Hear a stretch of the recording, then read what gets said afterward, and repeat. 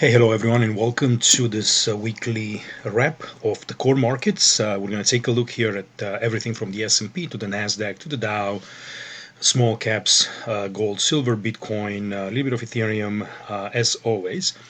My name is Chris. I am with Elliott Wave Cafe, and let's get going. As always, let's start with a view of a very long time frame here. We're looking at the S&P 500 quarterly. Obviously a massive super cycle that continues here in a larger third wave here at the red degree that has begun 2022, if I remember correctly, was the lows back here, and then that's the COVID low right there. So based on this count, we're continuing to look higher. We're going and take a look at the weeklies. We remain in this larger wave 3 orange, let's call it. The markets have pulled back here for a couple of weeks, just a little bit of repricing after quite some aggressive moves this year, but I don't think anything necessarily strong enough to put a to put this market into any sort of serious pressure. We're obviously coming into the summer months where some corrections are expected, maybe up into September or so, but I don't think it's anything earth-shattering or anything that would lead, let's say, to a massive or a large bear market of the likes that we've had in 2023, so in 2022. So that's the S&P. We're continuing to look higher over here in this third wave, and then to daily time frames. If we dive in, that's the wave 3 orange that we're looking at, and I have made a modification to this count because originally I had this wave 1 right here at this high, but the moment that this wave got longer than this one in here, you're starting to get into breaking Elliott wave rules, since wave 3 cannot be the smallest wave in a sequence, and I think that this wave in here it is becoming smaller than both of these guys, so it cannot be labeled as a wave 3. So right now you have a modified label with the wave 1 blue right at these highs in April, and then pretty decent sell-off in here of about 6% or so. Let's measure that up. Yeah, almost 6% there. And then we're going up in this larger wave 3, which doesn't have to be necessarily bigger than a wave 1, but it cannot be the smallest once again. So as you can see in here, I have two trending channels. I have this green one, which kind of touches the top of these waves and then kind of follows the bottom along. So, the market should find a little bit of a support as we're coming into this week. Even if it drops back to 54.50, we should find support right there, and then establish at least a temporary bounce, and then we'll see if we're going to go up and then maybe once again come back towards this black channel, and then move higher once again. So that's kind of my game plan. Going forward, reduced a little bit of the long exposure, but I'm still long, so nothing, definitely nothing really scary. I mean, depending on kind of what you're involved in, if you're in this, Magnificent Seven stocks, there was a bit of a shakeout happening in there. But other than that, you just got to know exactly what you own and then what your levels are. But based on these indices in here, the market still looks fairly healthy and remains in a pretty good uptrend. So once this correction here completes, the expectation is that it would move, higher. If you start to break below these levels back here, which is towards 5,300, 5,250 or so, then I think we could have a different issue, and maybe this whole thing is just a 1, 2, 3 with a small 4, and maybe a little bit of a fifth wave, and then you get some kind of a bigger correction. But even if you do that, it's probably going to come back towards 5K and then move up from there. So couple of scenarios here. We'll see which one kind of works out. But the market near term in here, I think it's close to finding support fairly soon. Now, let's go and take a look at the weekly time frames on the core markets, and then I'll discuss Bitcoin wave counts, because Bitcoin, it looks pretty decent in here, and it seems to be starting that larger fifth wave. So just a quick look through the core markets on kind of how we're looking in terms of the weekly candles. So you can see, after 1, 2, 3, 4, 5, 6 weeks, we're starting to get a bearish week in here. We're still above the 10-week moving average as the 50-day. So we should probably find some strong support on the approach if this following week it's met with a bit more selling, maybe in the beginning of the week, and then bounce from there. But realistically, you remain in a pretty solid uptrend above the 40-week, above the 10-week. So there's really nothing really scary happening in here, right? It's just 1 week of selling, doesn't mean a whole lot. So we'll see if we're going to get into something like this, right, or something a bit deeper. But the bottom line is how the market are going to react when it gets to that 10-week moving average. Then, the RSP had an attempted breakout, right, when we equal weight everything, and then we closed back bearish, but into support. So definitely we'll watch the reaction coming into this week. Nasdaq was the one that was hit the hardest, since this large cap growth stocks were kind of shaken a little bit. And you're right at the 10-week moving average. I mean, this is a little bit of a bearish formation. Let's see how we react next week, if we're gonna come back and dip again, and if we're gonna close next week below that. But listen, the path of least resistance still remains to the upside. I mean, you can see how many levels of support you have coming down. So the first one is right here. Right, then you have another pretty big one right here at 19K. Then you have a massive one at about 18.5. Then you got the trend line. Then you got the 40-week moving average. So there's going to be a lot of, I think a lot of interest as the market comes into these levels, because overall, the trend is to the upside in here, right? It's moving from lower left to the upper right.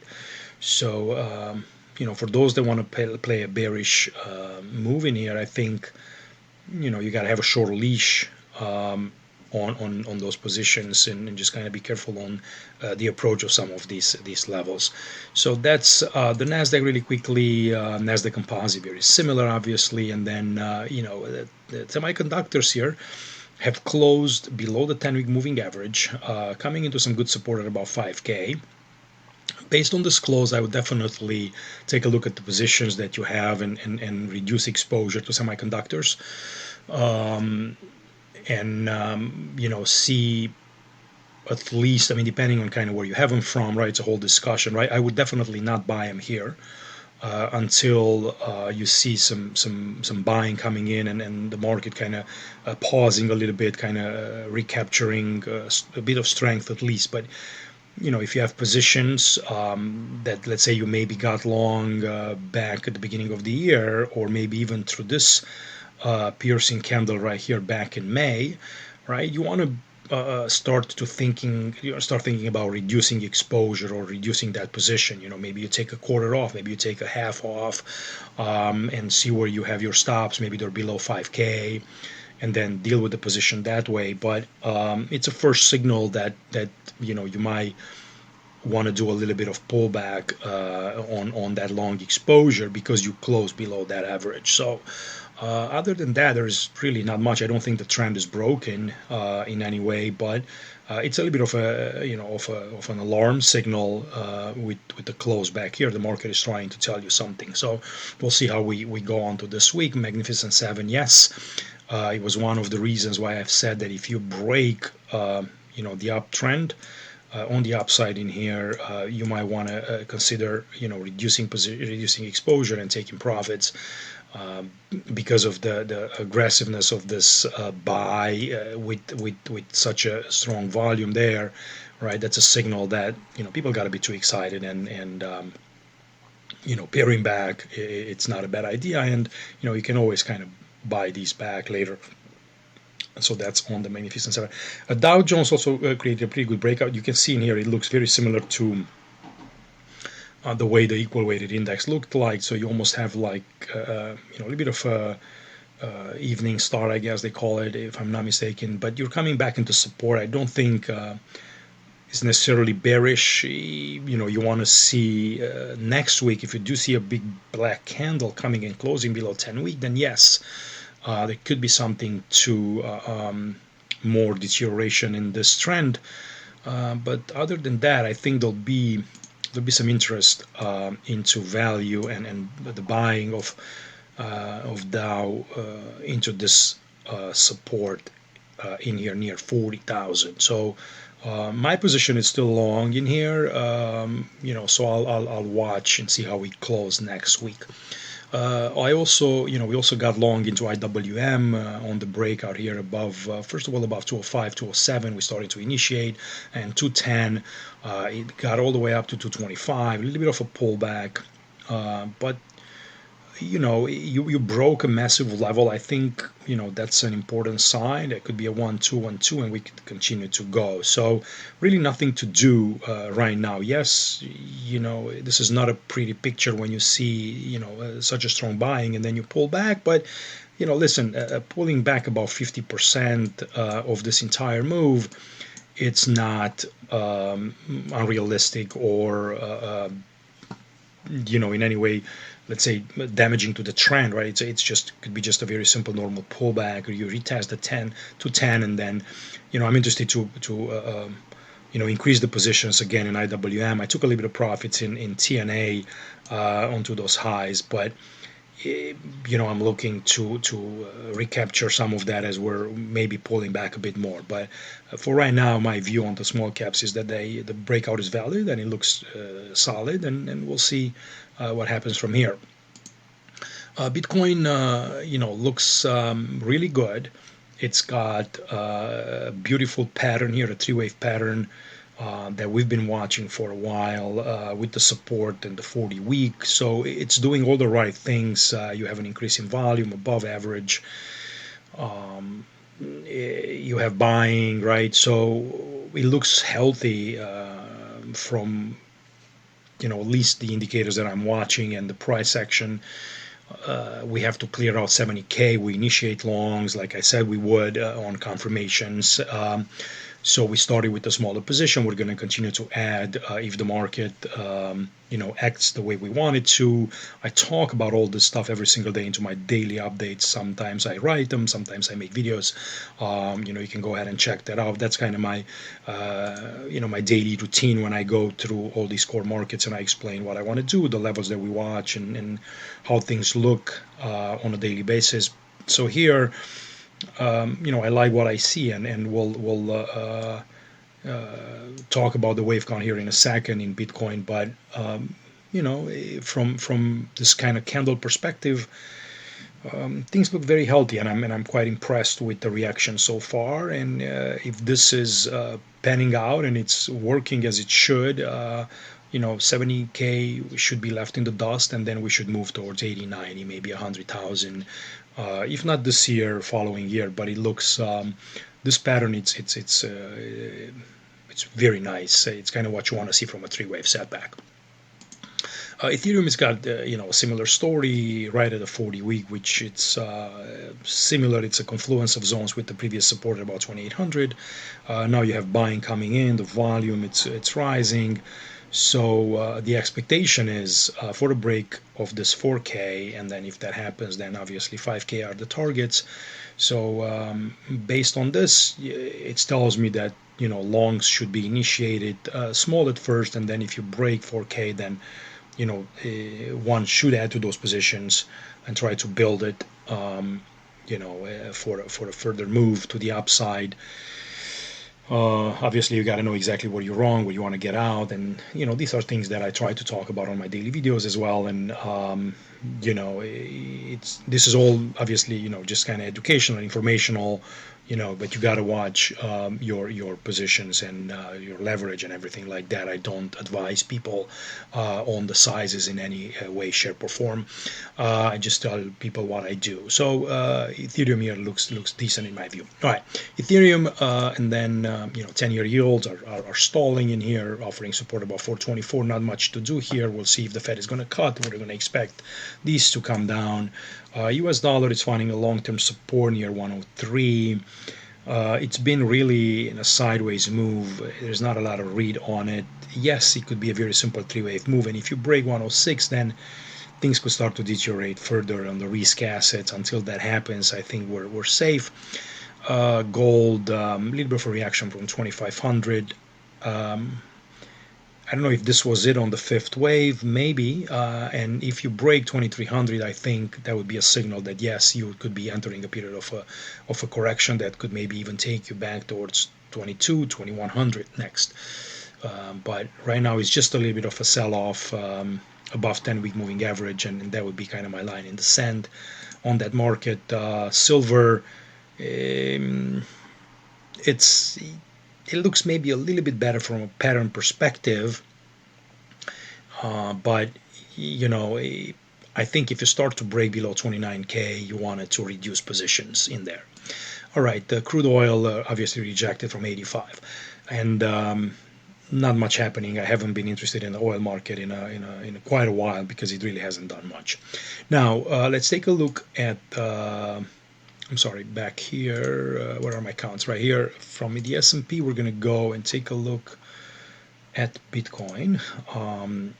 And this is still the wave count, that I watch, and it's kind of my line, my main count. With the wave two, you can call it a cycle back here in 2020.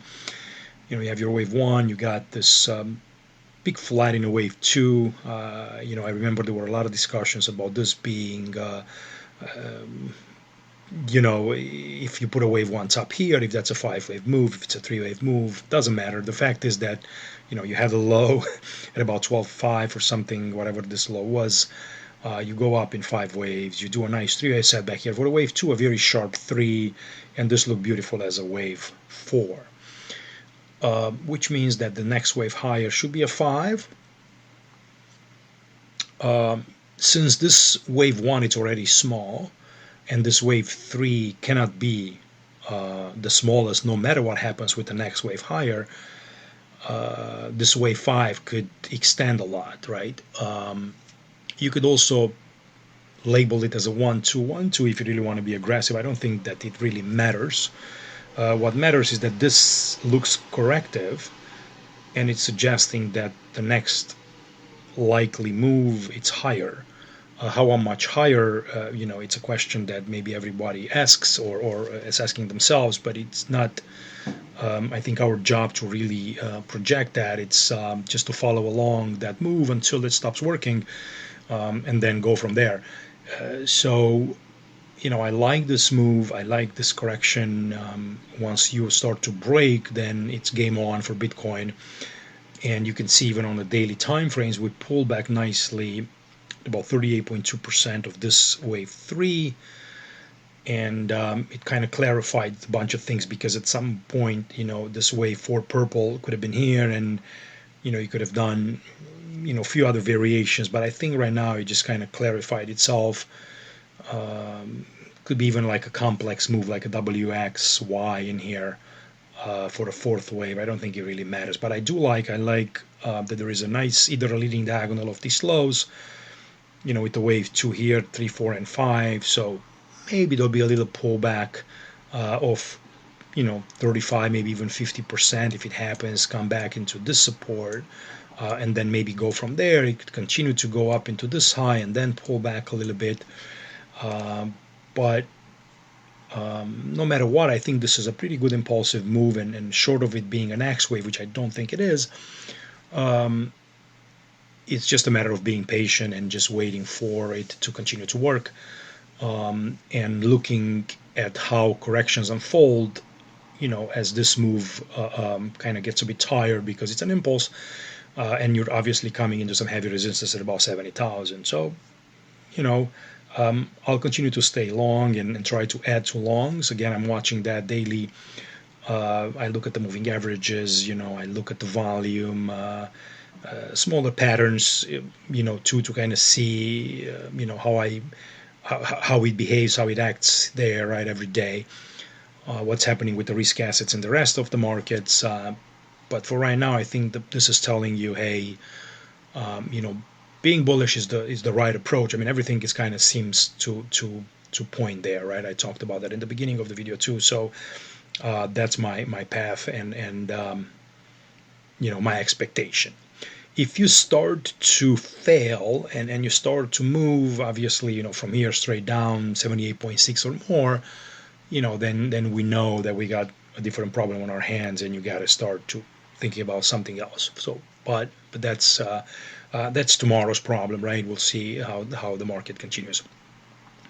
So that's all I have for you. Thanks for watching. As always, you can always come here on LA Wave Cafe and see my daily writings and videos, and be part of our community here through a chat and questions and whatnot. I will see you all next week for the next weekly wrap up. Thanks for watching. Bye bye.